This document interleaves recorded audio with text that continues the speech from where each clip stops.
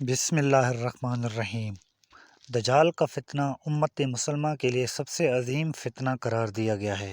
یہ وہ فتنہ ہے جو حضرت آدم علیہ السلام کی تخلیق سے لے کر قیامت کے قائم ہونے تک آنے والے فتنوں میں سب سے بڑا فتنہ ہے۔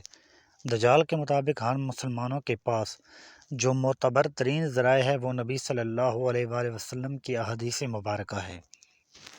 دجال کی سواری۔ احادیث کے کتابوں میں صحابہ کرام رضوان اللہ علیہم اجمعین سے دجال کی مخصوص سواری کے مطابق روایت کی گئی ہے، جس کا مجموعہ یہ ہے کہ دجال ایک چمکدار گدھے پر سوار ہو کر نکلے گا، جس کے دونوں کانوں کا درمیانی فاصلہ 40 ہاتھوں کے برابر ہوگا۔ دجال اس گدھے پر سوار ہو کر سمندر میں اس طرح داخل ہوگا جیسے گھوڑا سوار اپنے گھوڑے پر سوار ہو کر ایک دم ندی میں داخل ہو جاتا ہے۔ یہ وہ وقت ہوگا جب لوگوں کی ایمانی حالت بہت کمزور ہو چکی ہوگی۔ دجال دنیا میں 40 دن گھومے پھرے گا، اور ان 40 دنوں میں ایک دن ایک سال کے برابر ہوگا، اور ایک دن ایک مہینے کے برابر، جبکہ ایک دن ایک ہفتے کے برابر ہوگا، جبکہ بقیہ ایام معمول کے مطابق ہوں گے۔ دجال کی رفتار۔ دجال کے لیے زمین سمیٹ دی جائے گی، یعنی وہ بہت تیز رفتاری سے سفر کرے گا اور سورج کے غروب ہونے کے مقام پر اس سے پہلے پہنچ جایا کرے گا۔ سمندر کا پانی اس کے ٹخنوں تک پہنچے گا۔ دجال کے پاس 70,000 کی فوج ہوگی، جس کے اوپر سبز رنگ کی چادریں ہوگی، یہاں تک کہ وہ ابو المراق کے ٹیلے پر آ کر ٹھہر جائیں گے۔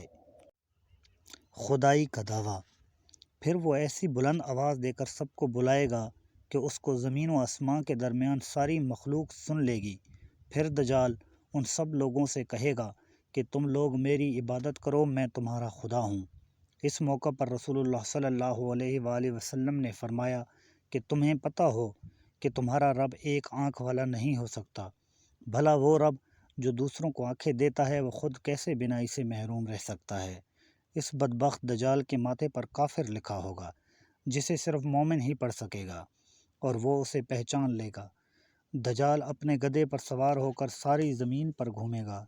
زمین کا کوئی حصہ، چاہے وہ پہاڑی ہو، میدانی ہو یا صحرائی، کوئی علاقہ ایسا نہیں بچے گا جہاں وہ نہیں جا پائے گا، سوائے مکہ مکرمہ اور مدینہ منورہ کے، کیونکہ اللہ تعالیٰ ان دونوں جگہوں کی حفاظت خود فرشتوں کے ذریعے فرمائے گا۔ دجال جب وہاں داخل ہونے کی کوشش کرے گا تو فرشتہ اس کا رخ پھیر دیں گے۔ ان احادیث کی بنیاد پر یہودی خاص طور پر گدھے کی تعظیم کرتے ہیں، اور وہ اپنی خفیہ عبادتوں میں گدھے کو ضرور شامل کرتے ہیں۔ بعض لوگوں کا یہ دعویٰ ہے کہ عبادت کے دن خفیہ طور پر یہودی ایک گدھے کو اٹھا کر بیت المقدس میں لے جاتے ہیں، جہاں مختلف رسم و رواج کے مطابق اس گدھے کو سجایا جاتا ہے۔ یہ تمام باتیں اس جانب اشارہ کرتی ہیں کہ خروج دجال کا وقت اب زیادہ دور نہیں، بلا شبہ یہ فتنوں کا دور ہے، اور اس وقت انسانیت دجال اور دجال کی قوتوں کے فتنے عظیم کی طرف بڑھ رہی ہے۔ لہذا دجال کی قوتوں سے آگاہی رکھ کر ہی ہم اپنی نسلوں اور اپنے ایمان کی حفاظت کر سکتے ہیں۔ اللہ پاک ہمیں اور ہمارے آنے والے سب نسلوں کو دجال کے فتنوں سے محفوظ رکھے، آمین۔